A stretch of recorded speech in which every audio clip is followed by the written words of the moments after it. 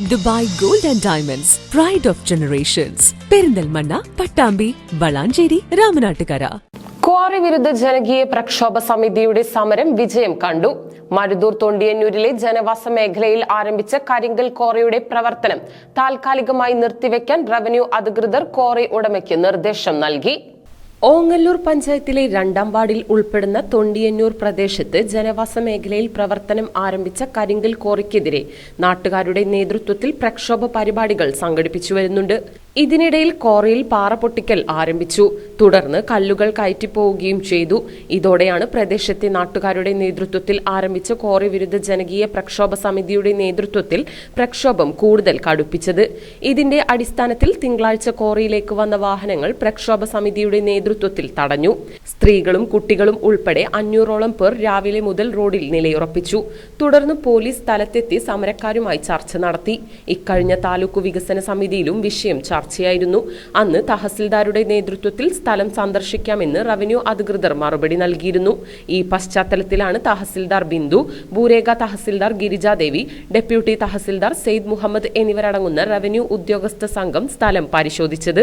ഫോറസ്റ്റിന്റെ സ്ഥലത്തിലൂടെ ആദ്യം ക്വാറിയിലേക്കുള്ള വഴി വെട്ടി എന്ന പരാതിയെ തുടർന്ന് വനം വകുപ്പ് സംഘം സ്ഥലം അളന്ന് വഴി അടച്ചിരുന്നു. എന്നാൽ ഇപ്പോൾ ക്വാറിയിലേക്ക് പുതിയ വഴി വെട്ടിയിരിക്കുകയാണ്. സ്കെച്ചിൽ പറഞ്ഞ പ്രകാരമല്ല നിലവിൽ വഴിയുണ്ടാക്കിയിട്ടുള്ളത്. അതുകൊണ്ട് തന്നെ കൂടുതൽ പരിശോധന നടത്തേണ്ടതുണ്ടെന്നും റിപ്പോർട്ട് കളക്ടർക്ക് കൈമാറുമെന്നും ഭൂരേഖ തഹസിൽദാർ ഗിരിജാദേവി പറഞ്ഞു. താൽക്കാലികമായി ക്വാറിയുടെ പ്രവർത്തനം നിർത്തിവെച്ചതായും അവർ അറിയിച്ചു. കഴിഞ്ഞ ദിവസം താലൂക്ക് വികസന സമിതി യോഗത്തിൽ ഒരു പരാതി ലഭിച്ചിരുന്നു. ഓങ്ങല്ലൂർ 1 വില്ലേജിൽ തൊണ്ടിയന്നൂർ പ്രദേശത്തുള്ള ഒരു ക്വാറി പ്രവർത്തിക്കുന്നുണ്ടെന്നും ആ ക്വാറിയിലേക്കുള്ള വഴി നിയമാനുസൃതമായിട്ട് ആ സ്കെച്ചിൽ കാണിച്ച വഴിയിലൂടെയല്ല ഇപ്പോൾ വാഹനങ്ങൾ പോയിക്കൊണ്ടിരിക്കുന്നതെന്നും അത് നിലം അനധികൃതമായി പരിവർത്തനം നടത്തി പുതുതായി നിർമ്മിച്ച വഴിയിലൂടെയാണ് വാഹനങ്ങൾ പോയിക്കൊണ്ടിരിക്കുന്നതെന്നും ആയത് പരിശോധിച്ച് നടപടി സ്വീകരിക്കണമെന്നും ഉള്ള വിഷയമാണ് താലൂക്ക് വികസന സമിതിയിൽ ഉന്നയിച്ചിട്ടുണ്ടായിരുന്നത്.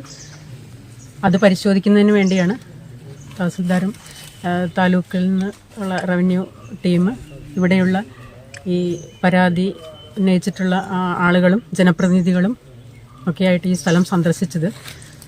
ഈ സ്ഥലം സന്ദർശിച്ചപ്പോൾ അതിലൂടെ കുറച്ച് ഭാഗത്ത് കരിങ്കൽ വെട്ടിയിട്ടുള്ളതായിട്ട് കാണുന്നുണ്ട്. അത് ജിയോളജി മാർക്ക് ചെയ്ത ആ പോയിന്റിൽ തന്നെയാണോ എന്നുള്ളതും അതിലേക്ക് മാർക്ക് ചെയ്തിട്ടുള്ള ആ സ്കെച്ചിൽ മാർക്ക് ചെയ്തിട്ടുള്ള വഴി തന്നെയാണോ ഉപയോഗിക്കുന്നത് എന്നത് സംബന്ധിച്ച് ജിയോളജി വകുപ്പിൽ നിന്നുള്ള ഒരു ക്ലാരിഫിക്കേഷൻ കൂടി ആവശ്യമാണ്. അതുപോലെ തന്നെ ഈ വഴി സംബന്ധിച്ച് നമുക്കൊരു സർവേയും കൂടി നടത്തേണ്ടതുണ്ട്. ഒരു സൈഡിലത് ഫോറസ്റ്റിൻ്റെ സ്ഥലത്തിന് അരികിലൂടെയാണ് ഈ ഒരു വഴി കാണുന്നത്. അതായത് ഒരു ക്വാറിയിലേക്ക് എൻട്രിക്കും എക്സിറ്റിനും പ്രത്യേകം വഴി മാർക്ക് ചെയ്തിട്ടുള്ളതാണ്. മാർക്ക് ചെയ്യേണ്ടതുമാണ്. ആ വഴി തന്നെയാണ് ഉപയോഗിക്കേണ്ടതും. എന്നാലിപ്പോൾ നിലവിൽ ഫോറസ്റ്റിൻ്റെ സൈഡിലൂടെയുള്ള വഴി ഫോറസ്റ്റ് ഡിപ്പാർട്ട്മെൻറ്റിൽ നിന്നുള്ള നിർദ്ദേശത്തെ തുടർന്ന് താൽക്കാലികമായി നിർത്തിവെച്ചിട്ടുള്ളതായിട്ട് അറിയുന്നുണ്ട്. ഇപ്പോൾ അതിലൂടെ വാഹനങ്ങൾ പോകുന്നതായി കാണുന്നില്ല. ഇപ്പോൾ ഇവിടുന്ന് ഈ ഫോറസ്റ്റ് പറഞ്ഞതിൻ്റെ അടിസ്ഥാനത്തിലും അതുപോലെ ഈ പരാതി ഉന്നയിച്ചതിൻ്റെ അടിസ്ഥാനത്തിലും ഇവിടുത്തെ ജനങ്ങളുടെ ആവശ്യവും പരിഹരിക്കുന്നതിന് താൽക്കാലികമായിട്ട് ഈ ക്വാറി നിർത്തിവെച്ചിട്ടുണ്ട്.